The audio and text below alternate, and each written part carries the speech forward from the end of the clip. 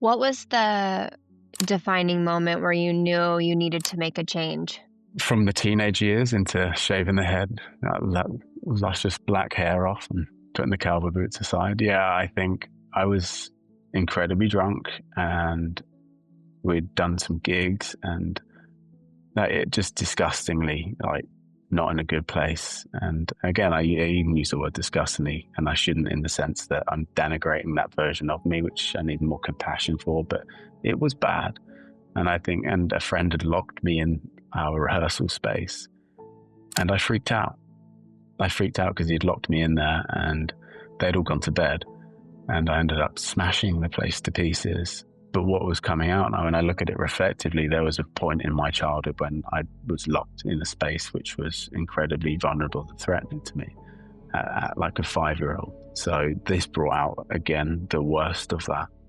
And I remember going home and I remember the guitarist, or the drummer and the bass guitarist's dad coming over, like sort of 17 years old, and I smashed a metronome of his, which was really old, and it meant something to him, and he had built our space for us, and it was a disappointment in his face, and he was like, "Don't come around here again," like that. And I was like, wow, okay, I've really hurt somebody by my actions, but my actions were just reactive to the fear I was feeling, but I'd hurt somebody, not physically, but emotionally.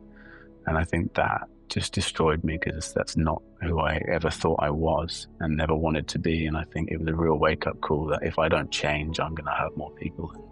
And that's not acceptable. Yeah, and I think what's so extraordinary to me with your story is that instead of shutting down or turning away from that pain, one, you recognized it, right? You were aware of it.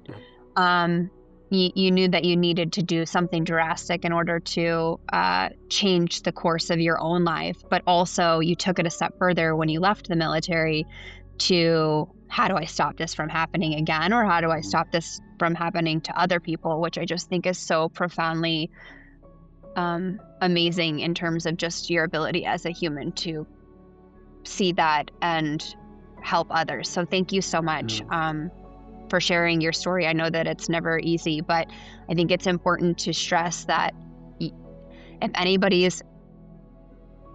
that is feeling these kinds of things or struggling with mental health and they're listening to this right now, like, you've been at what is it fair to say? Like, you've been at the depths of it, and clawed your way out, and it's possible.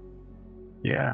It absolutely is possible, and I think that what's key to note here as well is it's not that you only have to, you don't only hit it once. I think I've hit the bottom a few times, and you, every time you can claw out of this, you can climb out of this, you can learn what it's like to be there, and the version of you that exists at the bottom of there, I think, is an important thing to recognize, because you'll always hit a low moment.